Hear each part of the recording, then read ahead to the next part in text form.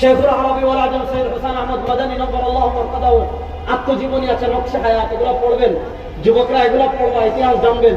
ঐতিহ্য প্রকাশনী থেকে এটার বাংলা হয়েছে, অনুবাদ করবেন। আপনি চিন্তা করেন 179 বছরের ব্রিটিশের শাসন কি অত্যাচার করেছে। আলেমদেরকে বস্তায় বন্দী করে বস্তা সমুদ্রে ফেলে দিয়েছে। অত্যাচার এমন করেছে, জ্বলন্ত কড়াইয়ে আলেমকে বার্গার বানিয়ে ফেলেছে, ভর্তা করে ফেলেছে। অত্যাচার এমন করেছে, দিল্লির গ্রান্ড ট্রাঙ্ক রোডে মাসের পর মাস প্রত্যেকটা ডালে এক একজনের আলেম লাশ ঝুলিয়ে রেখেছে।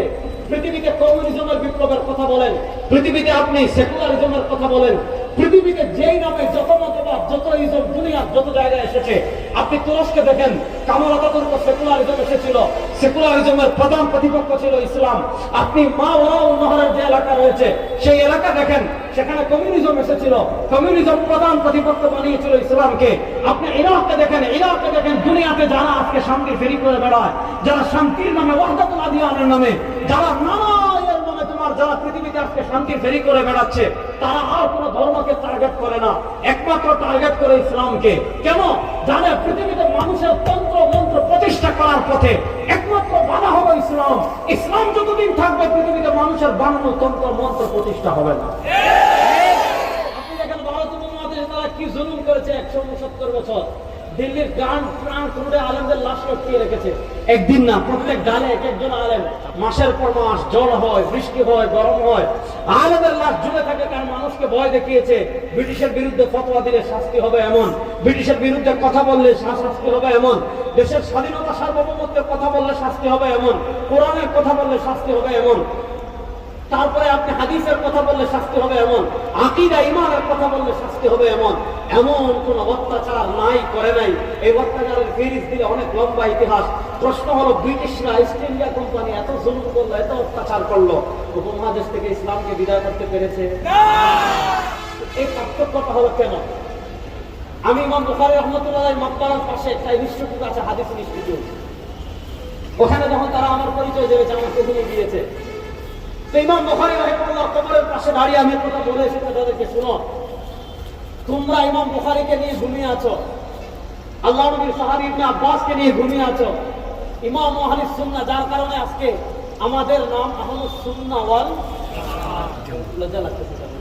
আহলুস সুন্নাহ ওয়াল জামাআহ। বাদ দিয়ে ইসলাম পালন করা সম্ভব? এই জামাত মানে জামাত ইসলাম না, এই জামাত মানে হেফাজতে ইসলাম না, এই জামাত মানে জামাতে সাহাবা। বলেন এই জামাত মানে কি? জামাতে সাহাবা। আহলুস সুন্নাহ ওয়াল জামাআতের ইমাম হলেন, যেমন আমাদের ফিকহের ক্ষেত্রে মাযহাব 4টা, হানাফি, মালিকি, হাম্বলি, শাফিঈ। আহলুস সুন্নাহ ওয়াল জামাতের আকীদার ক্ষেত্রে মাযহাব হলো 3টা। আমার সাথে বলবেন, 1 নম্বর আশআরী, বলেন 1 নম্বর আশআরী, বলেন 2 নম্বর মাতুরিদি, 2 নম্বর মাতুরিদি, 3 নম্বর আশআরী, বলেন 3 নম্বর আশআরী। এটা তালিবুল ইলমরা শিখবেন। আশআরী আকীদার ইমাম ইমাম আবুল হাসান আশআরী, যিনি বাগদাদ কেন্দ্রিক ছিলেন। মাতুরিদি, আমরা হলাম মাতুরিদি, আশআরী মাতুরিদি। ইমাম আবু মনসুর মাতুরিদি রাহিমাহুল্লাহ, যিনি সমরকন্দে আছেন, আমি তার কবর জিয়ারত করে এসেছি। উনি ইমাম আহলুস সুন্নাহ, তিনি কিতাবুত তাওহীদ লিখেছেন, তিনি আকীদার কিতাব কিতাবুত তাওহীদ লিখেছেন, তিনি তাফসীরের কিতাব লিখেছেন তাওয়িলাত আহলুস সুন্নাহ ওয়াল জামাআহ। ইমাম আবু মনসুর ইমাম আবুল হাসান আশআরী রাহিমাহুল্লাহ, তিনিও আকীদার কিতাব লিখেছেন, সেদিকে আমি যাচ্ছি না। তো যেখানে আহলুস সুন্নাহ ওয়াল জামাআতের ইমাম ইমাম আবু মনসুর মাতুরিদি রাহিমাহুল্লাহ ঘুমিয়ে আছেন, সেখানে এই অবস্থা কেন হলো? আমি তাদেরকে একটা কথা বলে এসেছি, শুনো, তোমরা মাত্র 79 বছরের বিপ্লবে এই অবস্থা হয়েছে, আর আমরা 175 বছরের জোরজাপটা সহ্য করে ইসলামকে নিয়ে কেন টিকে আছি? 175 বছরের জোরজাপটা, ব্রিটিশের জোরজাপটা সহ্য করে কেন আমরা এখনো টিকে আছি ইসলাম নিয়ে স্বমহিমায়? বাংলাদেশে ইসলাম নিয়ে কেউ কথা বললে হিসাব করা লাগে কি লাগে না? আসতে বললেন বাংলাদেশে মাদ্রাসা মসজিদের বিরোধিতা করার আগে হিসাব করা লাগে কি লাগে না? বাংলাদেশে আল্লাহ এবং নবীকে নিয়ে কেউ গালিগালাজ করার আগে হিসাব করে, আগে ইন্ডিয়ার বিষয় ওকে করে, আগে জার্মান লন্ডনের বিষয় ওকে করে। নচেত বাংলাদেশে যারা কোরআনের বিরোধিতা করবে, বাংলাদেশের মানুষ গাছে লটকাই দিবে ব্রিটিশদের। কথা ভালো করে বুঝবেন। আমি তাদেরকে বলেছি, শোনো, আমাদের পরিস্থিতি কেন এমন হয় নাই? কারণ ভারত উপমহাদেশে একজন শাহ ওয়ালিউল্লাহ মুহাদ্দিস দেহলভী ছিলেন, ভারত উপমহাদেশে একজন শাহ আব্দুল আজিজ মুহাদ্দিস দেহলভী ছিলেন, ভারত উপমহাদেশে একজন শহীদ আহমদ শহীদ দেহলভী রাহিমাহুল্লাহ ছিলেন, ভারত উপমহাদেশে একজন সৈয়দুত তায়েব হাজী ইমদাদুল্লাহ মুহাজির মাক্কি রাহিমাহুল্লাহ ছিলেন, ভারত উপমহাদেশে একজন ফকিহুল নাস রশিদ আহমদ গাঙ্গুহি রাহিমাহুল্লাহ ছিলেন, ভারত উপমহাদেশে একজন হুজ্জাতুল ইসলাম ইমামুল উলুম ওয়াল খায়রাত কাসিমুল উলুম ওয়াল খায়রাত কাসিম নানবী ছিলেন, ভারত উপমহাদেশে একজন শাইখুল মাহমুদ হাসান দেওবন্দি ছিলেন, ভারত উপমহাদেশে একজন শেখুল আরব ওয়াল আজম সৈয়দ হুসাইন আহমদ মাদানী ছিলেন। সবচেয়ে বড় কথা ছিল ভারত উপমহাদেশে একটা দারুল দেওবন্দ ছিল। ভারত উপমহাদেশে একটা দারুল দেওবন্দ ছিল। দারুল দেওবন্দ এক ইনকিলাব का नाम। আমি আলোচনা শুরু করেছিলাম যে আজকে দারুল দেওবন্দ প্রতিষ্ঠা বার্ষিকী গতকাল গিয়েছে।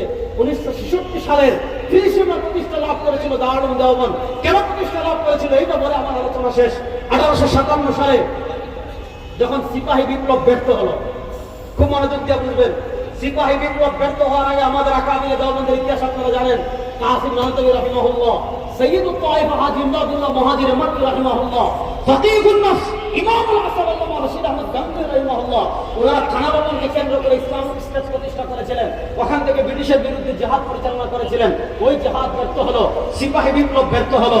ব্রিটিশরা যখন প্রচন্ড শক্তিশালী হয়ে গেল, এখন ব্রিটিশকে থামানোর আর কেউ নাই, ব্রিটিশকে থামানোর মতো আর কেউ নাই, সম্মুখ জিহাদ করার মতো আর কেউ নাই, ব্রিটিশকে মোকাবেলা করার মতো আর কেউ নাই। এখন কি করা যায়? কি করা যায়? তারা সম্মুখ জিহাদ করতে পারছেন না, কিন্তু চেতনা বন্ধ করা যাবে না। ব্রিটিশের বিরুদ্ধে জিহাদ করতে পারছেন না, কিন্তু ব্রিটিশের বিরুদ্ধে জিহাদ করা ফরজ, এই চেতনা বন্ধ করা যাবে না। প্রজন্ম চলে যেতে পারে, কিন্তু পরবর্তী প্রজন্মের কাছে এই দেশ স্বাধীনতা, ইসলাম এবং আকীদা হেফাজতের এই মিশনটা কেমনে পৌঁছাবেন, এই চিন্তা রেখে কাসিম নানতবী রাহিমাহুল্লাহ, রশিদ আহমদ গাঙ্গুহি রাহিমাহুল্লাহ সহ আমাদের আকাবিরে দেওবন্দ চিন্তা করলেন যে একটা প্রতিষ্ঠান পরিচালনা করবে, একটা প্রতিষ্ঠান প্রতিষ্ঠা করবে। সুবহানাল্লাহ পড়েন, কথা বুঝতেছেন তো? কাসিম নানতবী রাহিমাহুল্লাহ মাদ্রাসা প্রতিষ্ঠার চিন্তা মাথায় রেখে ঘুমিয়েছেন। সরওয়ারে দু আলম সাল্লাল্লাহু আলাইহি ওয়াসাল্লামের দিদার স্বপ্ন নসিব হয়ে গিয়েছে। দুনিয়াতে একটা স্বপ্ন 100% সত্য। ইমাম তিরমিজি রাহিমাহুল্লাহ কিতাবুর রুয়াতে হাদিস এনেছেন। সরওয়ারে দু আলম সাল্লাল্লাহু আলাইহি ওয়াসাল্লাম বলেন, মান রাআনি ফিল মানামি ফাকাদ রাআনি ফাইন্না আশ-শাইতানা লা ইয়াতামাসসালু বি। কোন উম্মাহ যদি নবী করিম সাল্লাল্লাহু আলাইহি ওয়াসাল্লামকে স্বপ্ন দেখে, ফাকাদ রাআনি, তারা নবী করিম সাল্লাল্লাহু আলাইহি ওয়াসাল্লামকে স্বপ্ন দেখেছে। ফাইন্না আশ-শাইতানা লা ইয়াতামাসসালু বি, শয়তান কখনো নবী করিম সাল্লাল্লাহু আলাইহি ওয়াসাল্লামের আকৃতি ধারণ করতে পারে না। কাসিম নানতবী রাহিমাহুল্লাহকে চিন্তিত দেখলো নবী করিম সাল্লাল্লাহু আলাইহি ওয়াসাল্লাম, জিজ্ঞেস করলেন, ও কাসিম তুমি চিন্তিত কেন? এজন্য দেখবেন তারা দারুল দেওবন্দে সুন্দর করে আছে। আমাদের কুয়াকাটা বললে অনেক সুন্দর করে বলতে পারবেন, আমি তো পারি না। खुद साक़ी कौसर ने रखी मैं खाने की बुनियाद यहाँ, खुद साक़ी कौसर ने रखी मैं खाने की बुनियाद यहाँ। কাসিম নানতবী রাহিমাহুল্লাহ স্বপ্নে নবী আকরাম সাল্লাল্লাহু আলাইহি ওয়াসাল্লাম বলেন, ইয়া রাসূলুল্লাহ, এরকম আমাদের চেতনা পরবর্তী প্রজন্মের কাছে পৌঁছানোর জন্য একটা মাদ্রাসা প্রতিষ্ঠা করার চিন্তা করতেছি। আল্লাহ নবী সাল্লাল্লাহু আলাইহি ওয়াসাল্লাম সাহারানপুরের দেওবন্দের ডালিম গাছের নিচে স্বপ্নে কাসিম নানতবীকে ডাক দিয়ে বলছেন, ও কাসিম নানতবী, এই যে আমি লাঠি মুবারক খুব সাথী কাউসার নে রাখি। কাসিম নানতবী রাহিমাহুল্লাহ লাঠি দিয়ে দাগ দিয়ে বলেন, ও কাসিম, এই যে আমি দাগ দিলাম, এই দাগে এখানে তুমি মাদ্রাসা করো। কাসিম নানতবী রাহিমাহুল্লাহ সুবহ সাদিকের আগে তাহাজ্জুদের সময় ঘুম ভেঙে গিয়েছে। কাসিম নানতবী রাহিমাহুল্লাহ দৌড় দিয়ে দেওবন্দের ছাত্র মসজিদে যান, যে জায়গায় ডালিম গাছ আছে দিয়ে যান, গিয়ে দেখেন নবী করিম সাল্লাল্লাহু আলাইহি ওয়াসাল্লাম দাগটা দিয়েছেন, দাগটা একদম জকজক। এই দাগের মধ্যে পৃথিবী বিখ্যাত ইসলামিক প্রতিষ্ঠান দারুল দেওবন্দ, হযরত শেখুল ইসলাম রাশিদ উসমানী। আমি তার সবগুলো সফরনামা পড়েছি, জাহানে দিদা পড়েছি, দুনিয়া মেরে আগে পড়েছি, সফর দর সফর পড়েছি, ফুতুহাতে দাওরা হিন্দ পড়েছি। হযরত শেখুল ইসলাম রাশিদ উসমানী বলেছেন, আমাদের আকাবিরদের মুখ থেকে আগে শুনতাম যে আকাবিরে দেওবন্দের অবদান সারা দুনিয়ায় ছড়িয়ে আছে।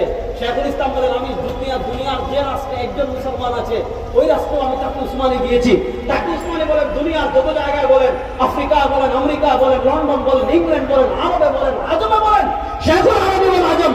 শেখুল ইসলাম হুসাইন আহমদ মাদানী রাহিমাহুল্লাহ বলেছেন, দুনিয়ার একদম যে জায়গায় সূর্য উঠে ওই জায়গায় আমি গিয়েছি, একদম উগান্ডা আফ্রিকার যে রাষ্ট্রে কেউ যায় না ওখানে গিয়েছি।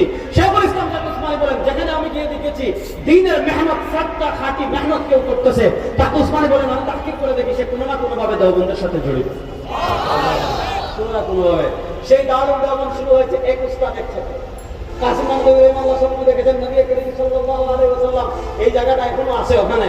কাসিম নানতবী রাহিমাহুল্লাহ স্বপ্নে যে জায়গা দেখেছেন ওই জায়গার ভিতর মাত্র এক উস্তাদ মোল্লা মাহমুদ, এক ছাত্র মাহমুদ হাসান, এই দুই মাহমুদ দিয়ে দারুল দেওবন্দের প্রচেষ্টা শুরু হয়েছিল।